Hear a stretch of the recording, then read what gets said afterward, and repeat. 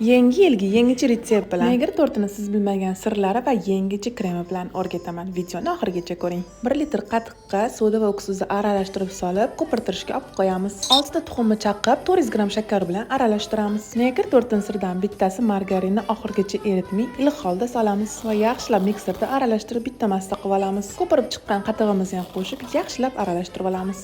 Endi gal quruq masalani solishga un, kakao razrexetilni solib, yaxshilab elidan o'tkazib olamiz. Birinchi qoshuvda, keyin mikserda yaxshilab aralashtirib olamiz. Grammajlarini postiga yozib ketaman. Bitta massa bo'lgan massamizni 3 bo'lakka bo'lamiz. Menda esa 4 bo'lak chiqdi. 3 bo'lak qilib pishirsangiz, undan ham baland chiqadi. Bu yana bitta siri bo'ladi. Agar 4 ga bo'lib pishirsangiz, yana ham sochni chiqadi. Negir tortini yana ham shirin qiladigan, sochni qiladigan krem bu qaymoqli krem. 700 gram qaymoqqa 300 gram qora sug'ushonka qo'shamiz. Mikserda avval sekin, keyin esa tezda qattiq massa qilib olamiz. Negir tortini yana ham xushxo'r va mazali chiqishiga juda ham katta yordam beradi. Orada xamirlarimizni bitta pishirib olamiz.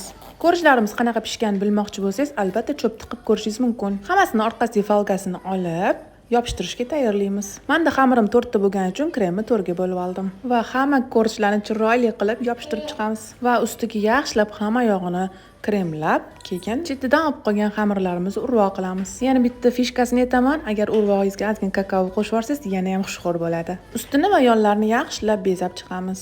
Men mehmondorchilik qilganim uchun korobkaga solib joyladim. Yoqimli, ishtahasiz ham tayyorlab ko'ring.